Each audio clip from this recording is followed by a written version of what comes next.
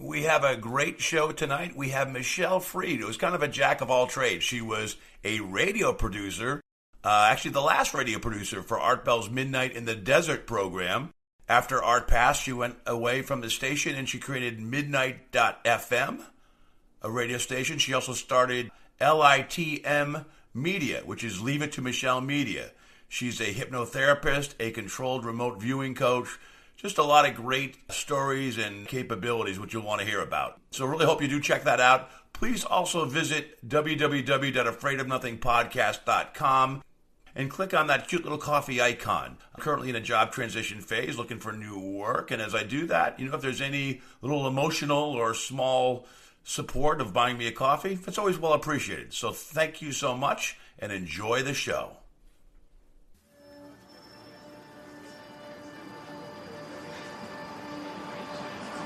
In a world where nothing is known, nothing is certain, reality is not real. Wake up! Be afraid of nothing. I'm Bob Heske. Robert. The host with the ghost. This is my podcast, based on my paranormal documentary, Afraid of Nothing. Each episode, we talk to people who see life and the afterlife through a different lens. Join me. Who is this large man? And what's he doing in our bedroom? As we lift the veil and open our minds to see beyond our eyes lie. This is Afraid of Nothing.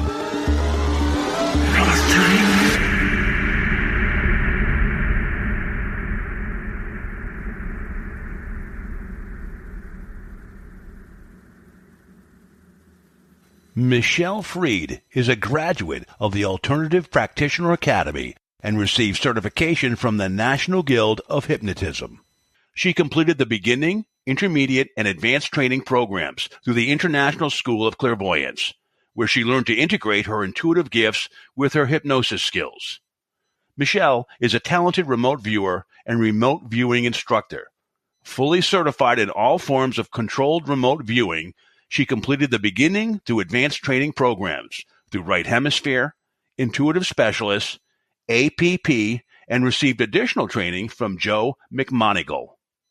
Michelle is a member of IRVA, International Remote Viewing Association, and along with her co-researcher, received the Wacollier Prize in 2017.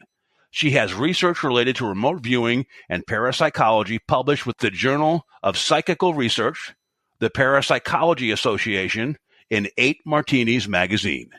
Michelle works on special remote viewing projects with IONS, Institute of Noetic Sciences. Michelle is in the documentary Third Eye Spies and appears on an episode of Ancient Aliens. Michelle is the former producer for Art Bell's show, Midnight in the Desert, and currently co-owner of the Midnight.FM network and producer for the Midnight Society radio show with Tim Weisberg, a former guest on this show. We are here with a great guest. We are here with Michelle Freed. You are kind of a reluctant guest. I met you because I had a couple people that were clients of yours. You're a publicist as one of your many businesses, and you connected with me and gave me some great guests to have on my show, but I was so intrigued with your background, I kind of begged and pleaded to have you on the show, and you finally agreed to do it, which is great. So I love having you here. Oh, well, I'm so glad to be here, even reluctantly.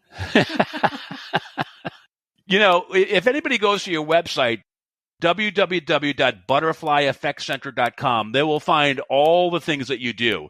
3 of them are you are a hypnotist, a clairvoyant, and a remote viewer. Could you somewhat quickly define what each of those is for our audience and then tell us how you kind of meld them together? Well, yeah, they are all connected. You're right. So the first one you said was a hypnotist. So I studied and went to hypnosis school and learned that technique. I learned a lot about how our conscious and subconscious work. And I used it for therapy to help people stop biting nails and getting rid of smoking habits and things like that. And one of my funnest things to do is past life regression. So we have a lot of fun doing that. And then I think you mentioned clairvoyant. So I took some classes in that also reluctantly because my very good friend, her name is Deborah Lynn Katz. I'm not sure if you've had her on the show, but if you haven't yet, you probably will soon. And I've heard of her. She hasn't been on yet, but yeah, I definitely saw her on your website. Yeah. So she and I grew up together, and at this point, she has written 3 books on psychic development and some books on remote viewing. And she asked me to come to her class, and I was one of those people that I'm like, well, you have to be born with it or something like that. And she's like, no, you're really intuitive. Everybody has it. And she convinced me. And I guess I would call myself a skeptical believer because I kind of like the science behind things and how they work and why they work. And I got to a point taking her class that I ran out of excuses or justifications for what was going on. And I just gave up and I'm like, all right, fine. There's something going on here. So that was really neat experience. And then the last one is remote viewing. And this was something that she kind of gave us a little taste of in the class. And I happened to gravitate towards it and be good at it and ended up being trained by a lot of the ex-military guys and have worked on special projects and have done peer-reviewed research. We did a lot of experiments because, like I said, I'm a skeptical believer, so I like the science behind it. So we had some of our work published in scientific journals. So, yeah, and they're all very, very much connected. And did it kind of happen in that cadence? You had interest in hypnosis, you did that, then your friend said, hey, come on, you've got good instincts, so try my clairvoyance, and then remote viewing came last? Yeah, pretty much, yeah. I would think with all these 3 things, you're very self-aware, and humans are self-aware too, all to a certain extent, but do you think self-awareness is a blessing or a curse? Because on the blessing side, we're aware of all the things around us. On the curse, we're aware of our own mortality. What's your thought about that? Well, I think that self-awareness, just as being a human being, I have kids, and one of the things that I find important to teach them is to be self-aware and take responsibility for your actions. And I think that knowing that there's more to us than just this is really hopeful. And, you know, even when you get into this kind of idea and we start talking about consciousness and manifestations, which I call magic in my house, my kids think I'm a fairy and I can make magic happen. But I think we can all do that. And it all comes with being self-aware and responsible for your place in the world. No, that's great. I want to talk about being self-aware, hypnosis, clairvoyant, remote viewing, all kind of tie into that. Before I go into that, you have that one interesting trivia thing about you. You were the last producer for the Art Bell Midnight in the Desert show, and you're kind of a go-getter. And your story about how you got that gig and how you met him, and then how you got this thick Rolodex of all your contacts began there. Can you tell us that story and how you reached out to him and got the job? Sure. So I was going through a divorce and I had been a at-home mom. And although I had a background in marketing and theater, I just really didn't know what I was going to do. So I was in the process of learning hypnosis and psychic development and, of course, remote viewing, and met a lot of people. And so I decided to call up different radio stations and see if I can get my friends who have books on the show. So I was really good at writing pitches, and I thought, hey, this Art Bell, why not? Go big or go home. And so I think I wrote that in the subject line. I think I wrote go big or go home. I have to look.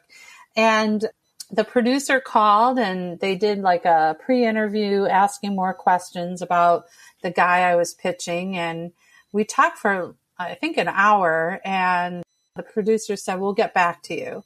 Well, time kept passing. I think it was like a month. And I got a phone call from Heather Wade, who was kind of filling in for Art while he was ill.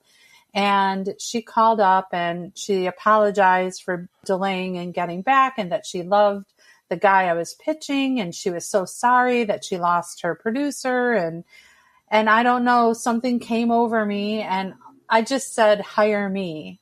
I mean, I didn't even stutter. I just went, hire me. Wow. Because I was thinking, this is pretty much what I'm doing, like on the other end. It makes sense that I would be able to just jump into it. And she's like, well, she was speechless. And I mean, a radio host that's speechless. Yeah. So she's like, well, okay, let's see how you do. So in 2 days, I booked 2 weeks worth of guests for her. And Art told her, you better hire her right now and don't lose her.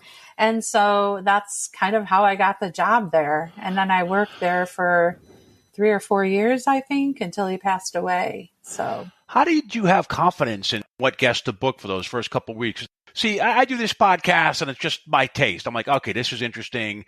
There was someone that had a Facebook post. It was a casting director, but she had this really interesting story where she almost died early on. And then she had these spirit beings that came to her that changed her life and redirected her. And I thought, man, that's a great story. And plus she was also connected to the witches, the Salem witch trials. Like 3 of her relatives were like the most notable witches. So it's a really cool story. And so I see things like that where I like, okay, I'll reach out and I'll ask if they want to be on the show. But that's a lot of pressure when you are just starting your first week for Art Bell. How did you know intuitively what would be the best guest to line up?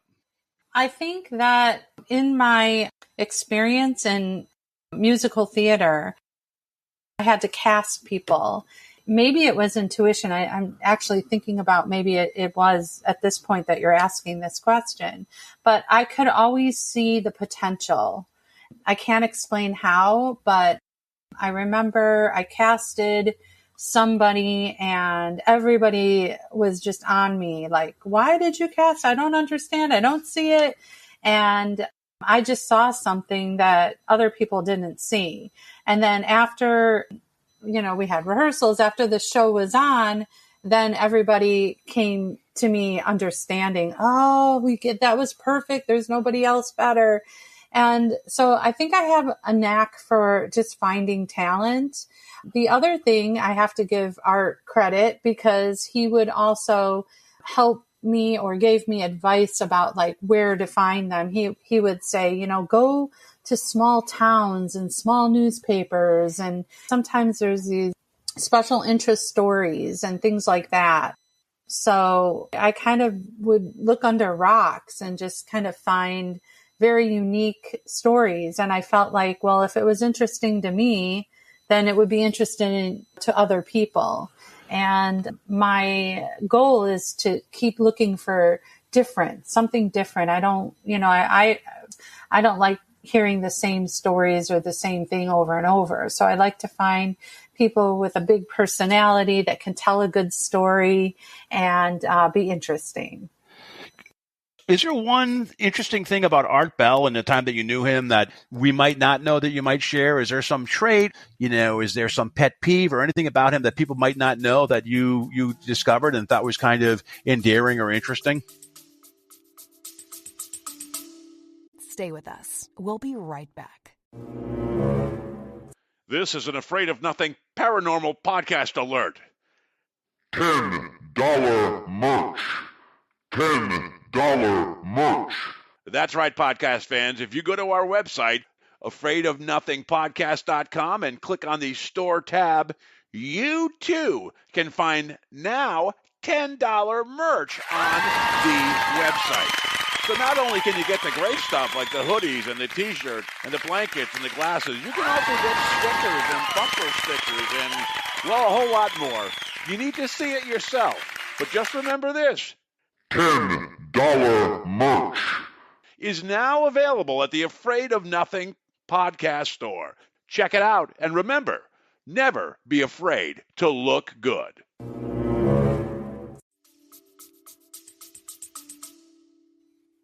I'm sure everyone knows, maybe they don't, but he was a stickler for sound. So I became a stickler for sound. We went through like enormous amounts of time training to get the right sound for the show. So he would not even waver in that. That was really important to him. Wow. So to one point where I first started, like probably in my first 3 weeks or something, and something went bad with the sound, and I got a phone call, and I was driving home, and it was like, you blew it. It was like my skin, I was like, oh my gosh, it was horrible. I had to pull over to catch my breath because I'm like, all I can hear is the echoing sound of you blew it, you know? Yeah. So that killed me. What type of microphone? Was it like a Shure microphone, or do you have like one of those like $700, $800 microphones? Do you have like tons of microphones too, or do you have one favorite one? Well, I never asked what kind of microphone he had. I never saw him, and I never met him in person. You're like me. Yeah. I never meet so many people that I talk to in person. It's like I talk to them and we're friendly on Facebook and stuff, but I've never had lunch or anything with them. Right. Yeah. It's crazy. But this time it's very common for people to never meet in person. Yeah. And I love the idea that we are connecting from far distances. And, I love that. But there is something different about being in person with somebody. Yeah. I'm a work from home guy after 3 years of, the COVID situation for marketing. So I know. So after the Art Bell show, then Dave Schrader took that over. You worked there for a little bit. And then when the show was sold, I think around 2020, you and Tim Weisberg started Midnight FM. Just want to tell us a little bit about that network. I think it's a subscription service. Sure. So what happened was it was April 1st. And when the sale was going through, these new people were coming and they wanted to turn the network, the Dark Matter digital network, into a conspiracy, kind of like an Alex Jones type, network. And I told the producer at the time that I just didn't think that was a good idea because I knew our listeners and that he would lose a lot. And he felt very confident that he wouldn't. So we were moving forward, and then I don't know what happened, but just on a Friday, I think it was April 1st, it must have been on a Friday, Tim and I were both canned. And then we put a dream team together. And over the weekend, we just put together this new network, Midnight.FM, over the weekend. That's how fast we did it. Crazy. I grabbed all the guests that I had booked because I felt like I don't think they wanted any of those people anyway, because they were not conspiracy people. And we just transferred them over to the new show. So we were booked for a month. And then we just carried on like nothing ever happened. And I don't think that network is even happening at this point. So unfortunately, it's kind of sad to me, but we feel like we have that kind of, not the legacy of Art Bell, but we kind of keep that same format to honor him. Yeah, no, he's, one of a kind. He's the guy, he's been gone for a while and people still listen to his 3-hour shows for reruns. It's crazy. Yeah. I'm going to get into remote viewing quickly, but first on Hypnosis. One of my favorite movies of all time is Stir of Echoes. Have you ever seen that with Kevin Bacon? No. Oh, you need to watch that. There's a great Stir of Echoes. It's 1999. But they're at this house, and he's a very skeptic. He gets hypnotized by his sister-in-law or someone. And there's this really cool scene of what it's like to be hypnotized. I was going to ask you about that, but definitely check out that film. Okay. Tell me afterwards what you think of how accurate and how crazy, because he's being hypnotized. He's a skeptic. And next thing you know, he's kind of in this theater and he's by himself and she's leading him through this stuff.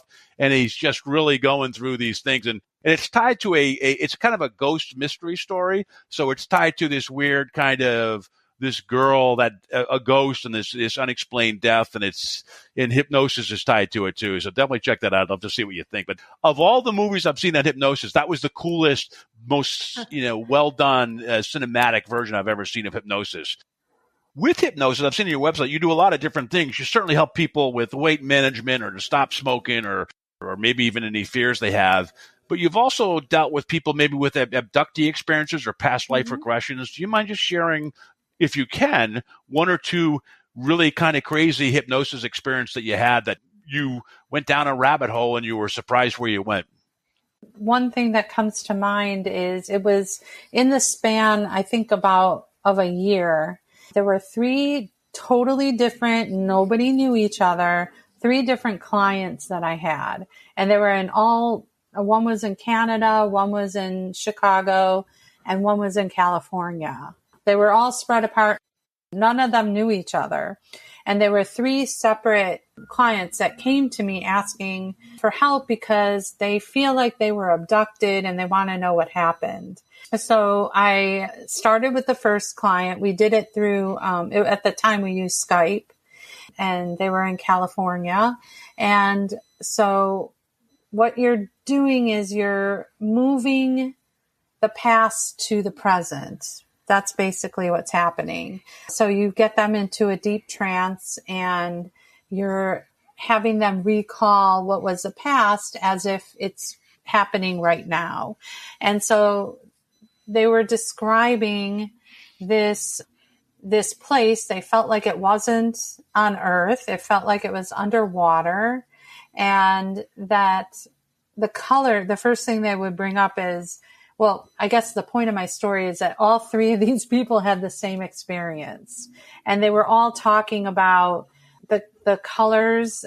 They couldn't even describe them. They didn't have vocabulary to describe the colors that they were seeing or the vegetation or the creatures in the water.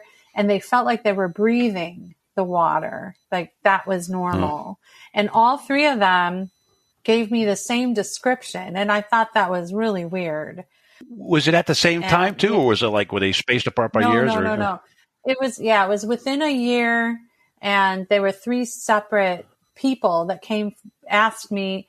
I get asked a lot, like, can you help me with a regression? So it wasn't unusual that people came. It was just the fact that of all the people I dealt with in that year, 3 of them that had abductions all told me very similar stories. So that was weird. I was just like, what is going on? Yeah, what's the water thing? It's like almost like a canal thing. Like we all start off as like fish, right? Where you're like, and then we learn to breathe when we come out of the body and out of the canal. But what was the connection of them breathing water? Did you get anything out of that? My impression, or it kind of felt like they were aliens, like maybe at one of their lifetimes, they were an alien or something. I'm not sure. And I had brought this up on another show and got a whole bunch of people contacting me that they had similar experiences.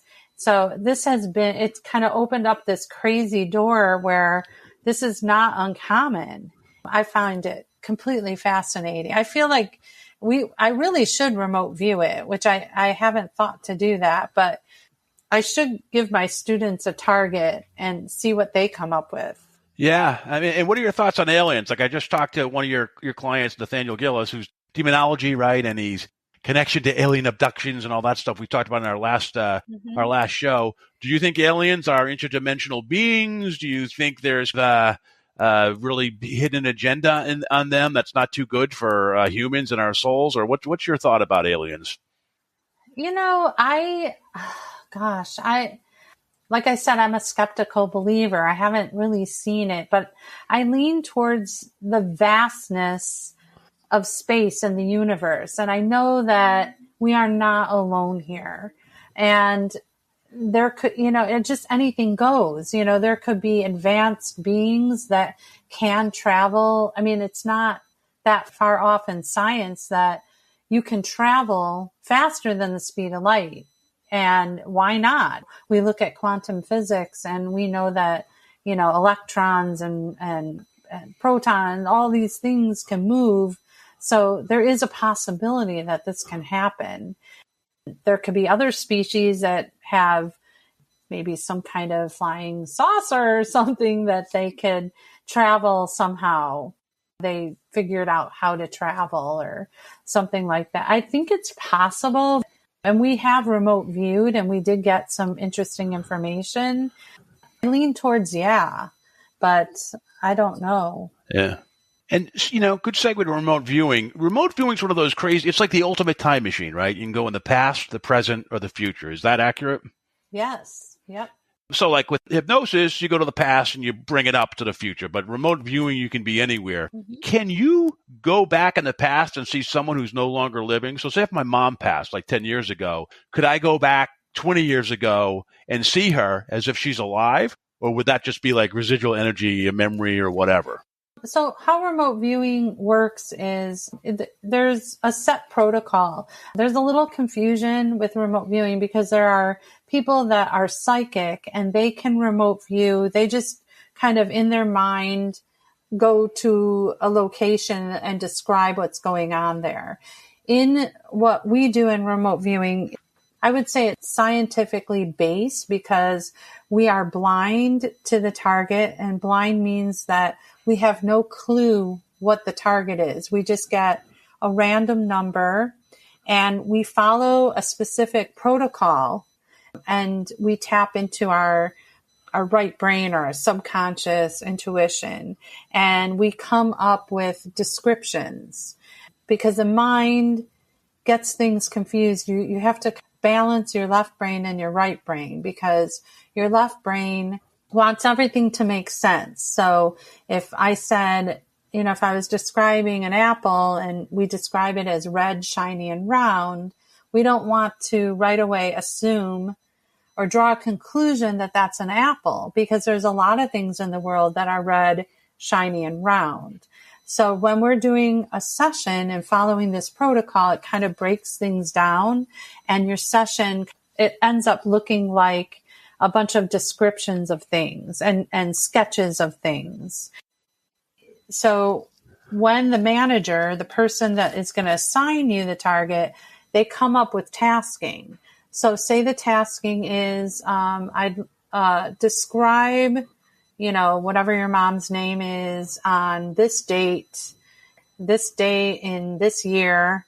And then you probably, to make it productive, you want to find out something like maybe, I don't know, maybe she lost something on that date or something happened and you want to know more information. So you would put that in the question and then assign a number to it.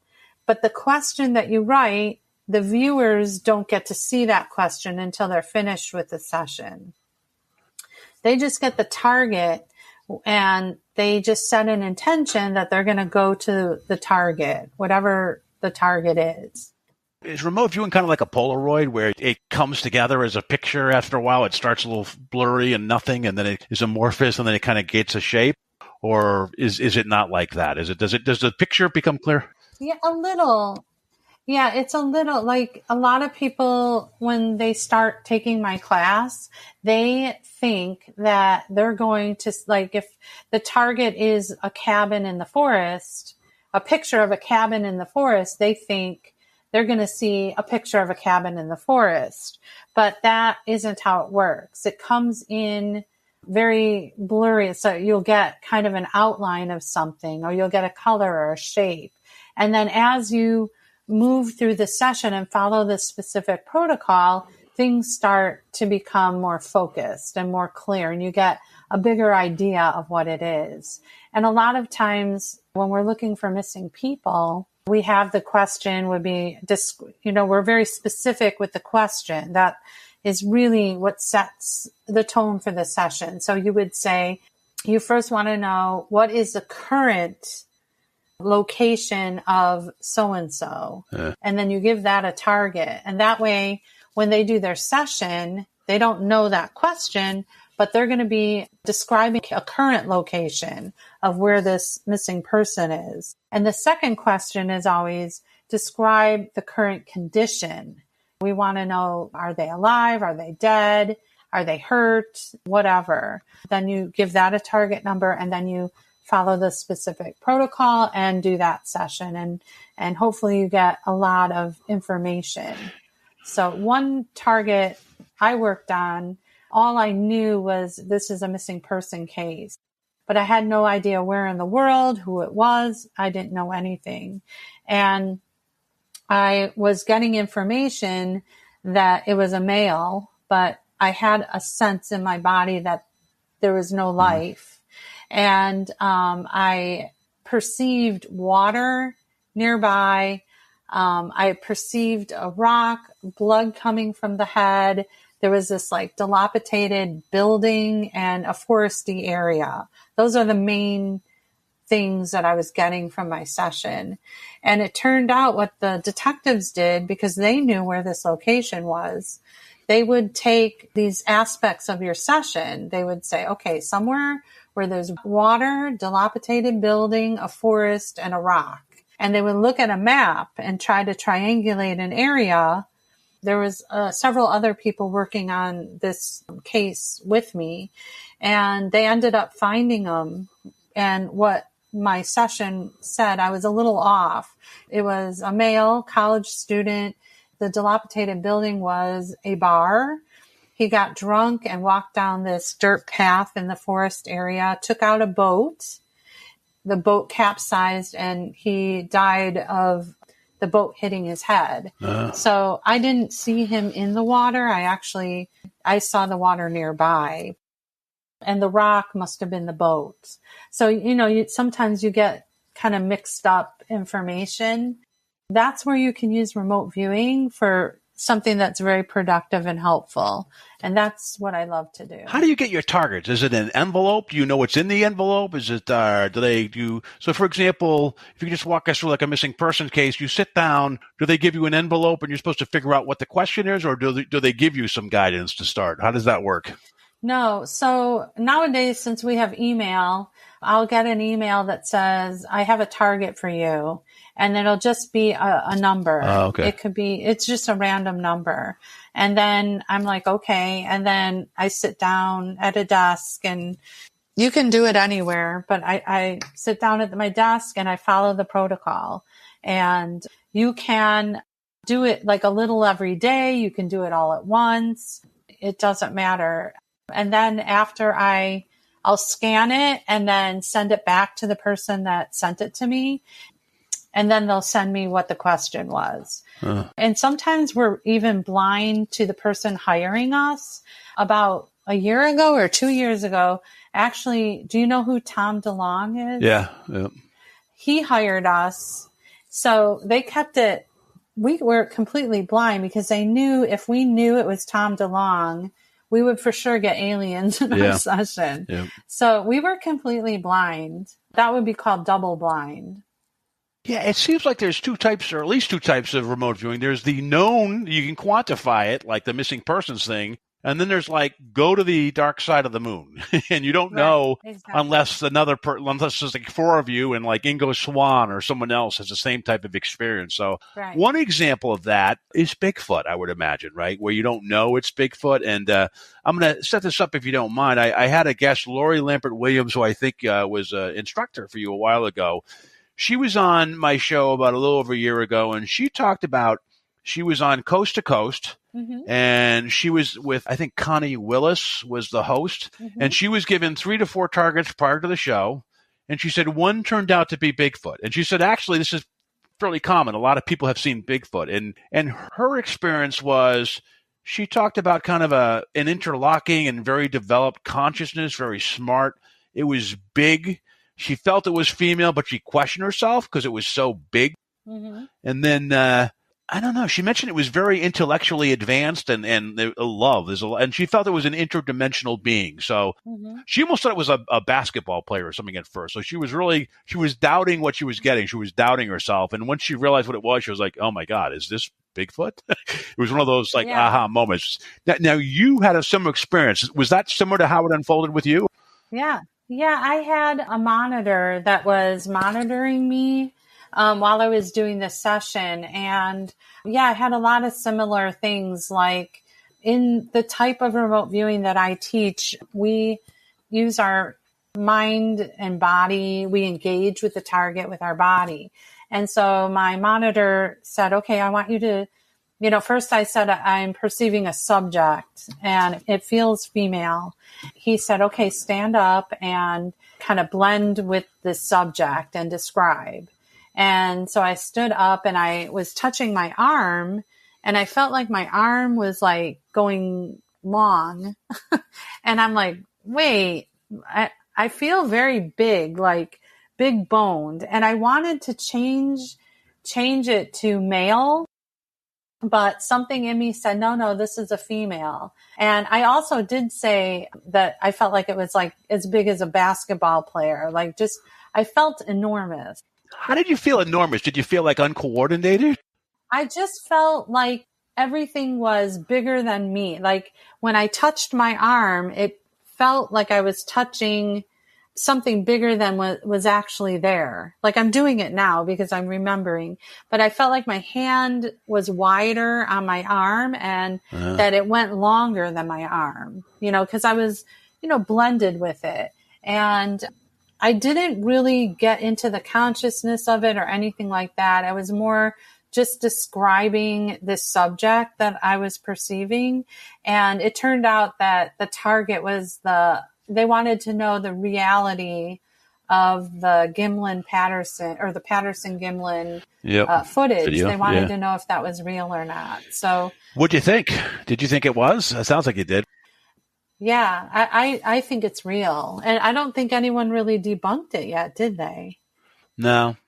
You know what throws me a little bit about Bigfoot is supposed to be super smart, interdimensional, and all this stuff and elusive. But yet when humans show up, you always get those stories of rocks, him throwing rocks, at them. And I'm thinking, wouldn't he have more advanced like tools or like a bow or something? Why would he throw rocks? So it's just Well, the intelligence is kind of it's an opinion of people.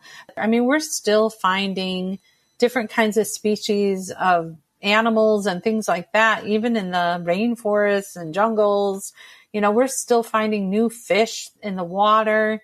And so it doesn't surprise me that these areas are vast. And maybe when they say intelligent, they're intelligent relative to what their species is, not more intelligent than a human. And so maybe they know how to hide from us because maybe that's their survival. I don't know, but I think it's possible. Again, I'm a skeptical believer. It's possible. We have to get you to say I believe by the end of this show. I know, right? I what is that? Yeah. I want to believe. I want to believe. Yeah, it's funny. I've had other friends that always said they're skeptics, but yet they go on ghost tour hunts and they see a bunch of stuff and they experience a lot of stuff and they're still skeptics. Like, what do you mean you've had all these experiences, for God's sake? Yeah, I had an epiphany. Also, when I was working for Midnight in the Desert, a lot of times they would send us products to test and try. And right around, virtual reality equipment was coming out. And there was a company that was trying to make a TV show or some kind of show where you would have this virtual reality gear on to watch the show, or I don't know what they were pitching, something like that. So they sent like a cell phone and then headphones and then things over your eyes. And I tried it and it was paranormal. So the scene was like in a creepy house and there was like music. And so with the headphones, I couldn't really hear anything outside of myself. And with my eyes covered, I couldn't see anything besides what I was looking at. So if you looked up, it really felt like you were looking at the ceiling of the creepy house, or to the right, left, and behind you. It was all there. Yeah. And I had this sense that one of my kids walked into the room when I was wearing this. And it was crazy because I couldn't see who walked in. I just only felt that they walked in. It's like the energy of the room shifted because there was another person, but I couldn't hear them and I couldn't see them. And I went, wait a minute, this must be what we're talking about with the paranormal, with spirits and people that crossed over. It's like, we can't see them because this is our reality. And when I use this virtual reality stuff, it made it clear to me how this works. And it was really really an eye-opener. Yeah, that sounds a little bit like the Estes method. There's something called the Estes method. Have you ever heard of that before? You see these on the paranormal shows. I have a lot of friends that do this. They'll go to like Lizzie Borden, right? And they'll be like in a room. One person who's clairvoyant will have a blinders on and headset so she can't hear anything and can't see anything, like totally numb the senses. Yeah. And in another room, someone will ask questions. And then the camera will be on both of them, but she'll say something. And then the person who has the blindfold and the headsets up will just blurt out things that they're hearing. They're almost like like an EVP machine or whatever you call those devices. They become kind of a monitor for it. They would just shout out. So yeah, there's been some crazy things happen with that. So it's interesting. You should try that. I bet you'd be very good at that. Let's talk about real quickly accuracy. What percentage of your sessions are accurate, and what's considered a good accuracy rate? Well, there is actually people out there that are doing this other kind of remote viewing, and they are keeping track of accuracy. And what they're doing is they're predicting a future outcome using either financials or wagering on sporting events. It's really a fun thing. I don't know if people are spending a ton of money on it, but it's just a fun thing. And some of our experiments include this method. I think it's our last one where we were using our dreams to predict a future outcome. And I was going to ask you about that. I was going to ask you about the connection of dreaming. Yeah. I was going to ask you about, because I have my worst dreams are in the morning. I wake up a couple times in the night and I'll have probably between 4 or 5 to 8 o'clock in the morning. I'll have dreams and I'll wake up and go, God, what a bunch of horrible people I was with in this dream. But it was like the worst part of the night. And it doesn't happen every night, but it happens a fair amount where I'll be with like a lot of people that are like not very cool. And it's like, God, it's horrible. And I think I've heard you on podcasts, correct me if I'm wrong, where you do use remote viewing. If someone has like a very lucid dream or a certain dream, you can use remote viewing to go validate that or quantify it. Is that true? You could. Yeah, definitely. A lot of times we tell people to, set an intention before they go to sleep. And that's kind of what we did in this experiment. So we set an intention that we're going to dream about a photo that our manager picked out for us. So say it was a baseball game that we were going to be. Yep. So they would assign 2 totally different photos to 2 different teams. So if it was the Cubs and the Cardinals, you would have something dry like the sand for the Cardinals and then something oceany or watery with the Cubs. And then if all of us dream about water or wetness or something like that, then we would make the prediction on whatever team was assigned to the water, so the Cubs. So we would go and look at the over-under, and then we would make a prediction and put money on it. And then the game's played, and then they send us the photo of the winning target. And then that closes up the feedback loop. Huh. So we're actually peeking into the future. So when a lot of people tell us, well, if you're so psychic, why can't you win the lottery? Yeah. Well, people are winning the lottery and people are winning money by doing this. It's just not 100% accurate. So in our project that we did 50 trials, and I believe our hit rate was 62%. Huh. So we were 62% accurate. Wow, that's good. I thought the 60% where I'd heard was good. That's where you want to kind of ascribe to be, like 60, 65. Well, anything over 50, right? Yeah, and you're beating the odds. And on your website, www.butterflyeffectcenter.com. One of the things they can do is they can ask for a remote viewing session. How do businesses and how do people, when they come to you for remote reviewing, what are some of the smartest applications you think for remote viewing that people can come to you for? So I like to be productive about it. So I like when people call like they're missing something, like some jewelry that got lost or a missing person, a missing pet, things like that. They'll call. We have worked on projects where CEOs or people in corporate or whatever companies that want us to predict stocks or so should they buy this stock or that stock. And the other thing that actually we had a case where it was a manufacturing company that had a problem with one of their products. And our job was to kind of figure out how to solve the problem. So think about that. We don't even know what the problem is. We don't even know it's a manufacturing company. We know nothing but a target number. And then we just do our session and we come up with an answer that helps them figure out the problem. Do they ever say, like, should we open an office in Hong Kong, or is it going to be taken over by China, or anything? They ever ask anything about that, like in terms of expanding their business globally, or what's a bad place to go to versus a good place? Yeah, that's a good question. I haven't specifically been asked that, but yeah, that's what we would do. A lot of people will call and say, you know, I was offered a job out of state. Should I take it? And so we can remote view that. And you remote view elections too, don't you? Yes, we did that too. Were you right about 2016? Yeah, no, we were wrong. That was kind of weird that we were. That was a weird one, yeah. It was very unpredictable. The last couple have been pretty tough, so yeah. Yeah. But yeah, okay, there's a lot of great things that they could go check on your website. Now, you mentioned like the questions are really important. Like it seems like it's very important to have the right target assigned. Otherwise, you don't send them off if you don't know what you're looking for, that kind of loses the value of remote viewing. But I also understand that sometimes there's a monitor. And sometimes you do remote viewing alone, and sometimes you have a monitor. When do you think you need to have a monitor with you versus when you can do it alone? I think a monitor is a preference. I don't really like having a monitor, but some people do like it.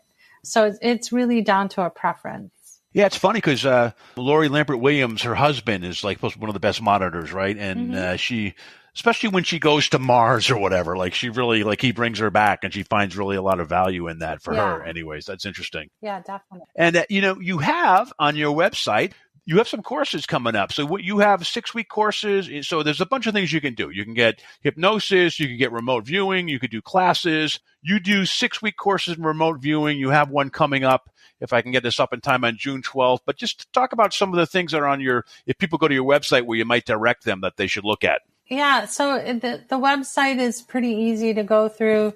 You can see our articles and publications on the remote viewing page. And then anything you want to know about hypnosis, if you want to do kind of a past life regression, those are a lot of fun.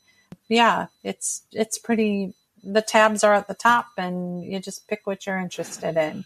And there's a contact form so you can reach out to me. I'd love to hear from everyone.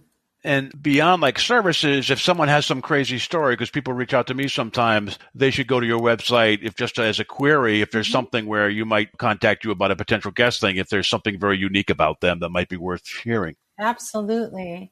Yeah, I'm always looking for clients that have unique stories to tell. Yeah, you've got a great list of clients, because I know offline we've talked and there's a bunch you've connected me with. And I'm like you. I like people that haven't, it's the same old book tour, the same old sometimes I have some famous para-celebrities, but I also like to have people that are a little under the radar, flying a little bit low, but are so kind of unique and fresh. And then I think that's what's great about what you have and your roster of clients. With all this stuff that's evolved, from hypnosis to clairvoyance to remote viewing, how has that changed your belief system in terms of our purpose here, life, and the afterlife? What's your thought on that? I don't know. Gosh, that's a hard question. You're still a skeptic, right? Yeah, there's an element. I think that I just don't want to jump on and buy everything. I think, having a healthy skepticism is really important, and because you can get sucked into a lot of rabbit holes. So I lean towards anything that is surrounded by some kind of science, something that's plausible. And I want to believe. So that's a good statement, because I think we're more than what we think we are. And that's why I'm so passionate about remote viewing, because I think that doing remote viewing and learning it is really learning more about yourself and your potential. And it is a way that you can do a lot more than you think you can do. It's all about belief. If you believe it, you can do it. I've heard, and I don't know if you have the same thing, there's a lot of remote viewers that go into it where they're atheists and they come out being more spiritual and a belief in the afterlife. Look, around us, I think the toughest thing in life is to find the truth because there's lies all around us, right? It's hard. How do you kind of cut through that and get to the truth of the core of it, right? So, but have you found, either through yourself or with friends or people who have taken the class, if they go in and they're skeptics or naysayers, do they come out of it after taking your 6-week course and feeling a little more spiritual and having their third eye opened a little bit? Absolutely. A lot of people say, oh, I'm not psychic. And then, I mean, my first class, I throw you guys right in. We start doing exercises. In fact, my last class I had, 2 of the students just started crying because they're like, I just didn't know. I mean, this is real. And they were so overwhelmed with emotion that this is real and I did it. And I just got goosebumps, just like, yeah, because unless you experience this, you just can't understand it. And that's really what they learned. It's like, you have to have the experience. You can listen to all these things. You can think you believe it, but until you do it and experience it, then you don't really know. And it sounds like you do hypnosis and you're clairvoyant, but it sounds like remote viewing is your main love right now. Is that accurate? Mm-hmm. Absolutely. Yeah, for sure. Yeah, well, that's excellent. Well, Michelle, thank you so much for your time today. I appreciate it. And thank you for the guests that you've been sending to me. I look forward to connecting with you and them more in the future. Fantastic. Thank you for having me.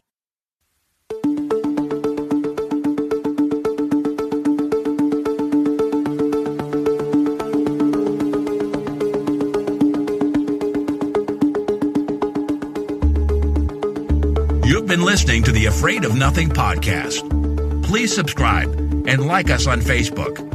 Until next time, stay scared.